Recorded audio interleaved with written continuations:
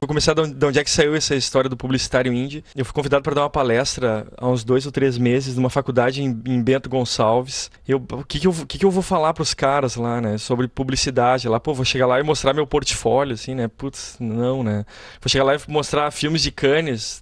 Não, né? Se os caras vêm por aí, eu falei, o que só eu posso falar, assim? Eu falei, putz, vou falar do meu background misturado, assim, de transitar muito no underground e de transitar no mainstream, né? Que seria a publicidade. Daí eu inventei esse nome aí, publicitário indie. Organizei mais ou menos aí em 10 passos, tipo um plano de autoajuda. Então a gente vai ver de onde é que saiu toda essa história. Eu trabalho desde 93 em publicidade, mesmo ano que eu comecei a banda. Eu já tô há 4 anos na escala, né? 3 anos e não sei quantos meses como redator. Desde junho eu trabalho como coordenador de conexões, que é uma área nova lá. Acho que todo mundo sabe de onde é que vem a palavra indie, aqui não é muito mistério. Indie é contração de independente. Não sei se esse nome tinha antes dos anos 90, mas ele ficou muito famoso assim nos anos 90 com a explosão do Nirvana e de todo o circuito de college radios, que eram as rádios universitárias nos Estados Unidos, que não estavam submetidas ao playlist tradicional das grandes FMs. 91 foi um ano chave para a música mundial, todo mundo sabe.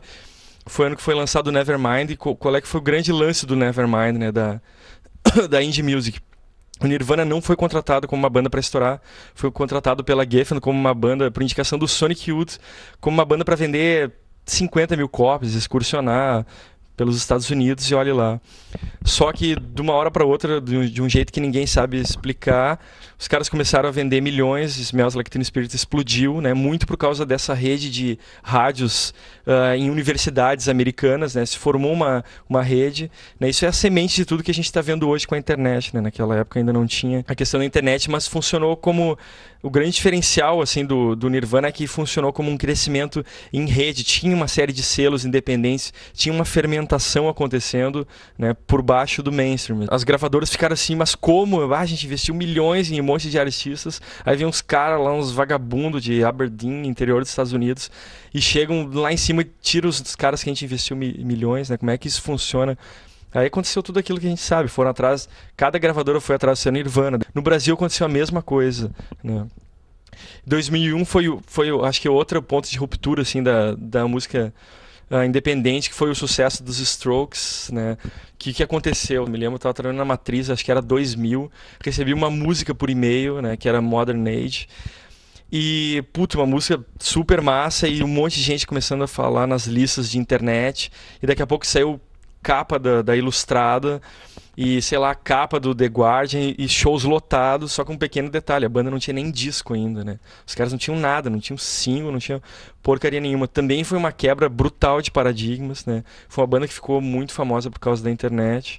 E agora a gente vê isso acontecendo de novo, de uma forma mais intensa com Arctic Monkeys e todas essas bandas, né? Então isso tudo é o que meio que se convencionou chamar como mundo indie. No Brasil aconteceu a mesma coisa, assim, os anos 90 foram uma época de muita efervescência, né? Foi quando começaram a surgir os festivais e daí começou a brotar uma cena assim muito forte. E eu com os Valverdes, a gente começou a tocar muitos festivais.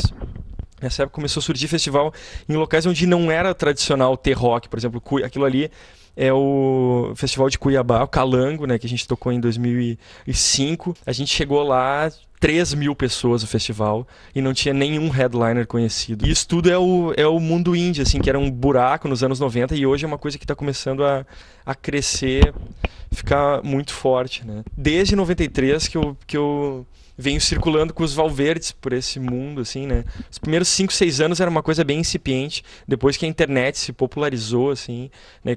As pessoas começaram a se conectar.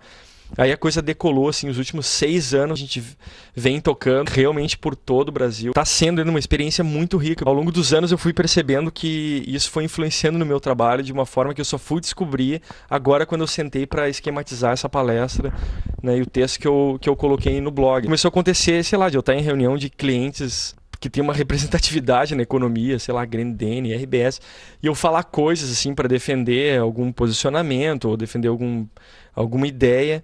E eu pensei assim, de onde é que eu tirei isso? Não li isso na Exame. Coisas de economia, são coisas que eu aprendi nas viagens. Alguns exemplos assim, que eu considero coisas interessantes de mistura de mainstream com underground. O Damon Albarn, né, que era do Blur, depois fez o Gorillaz, né, que mais que ele fez agora, tá com The Good, The Bad and The Queen.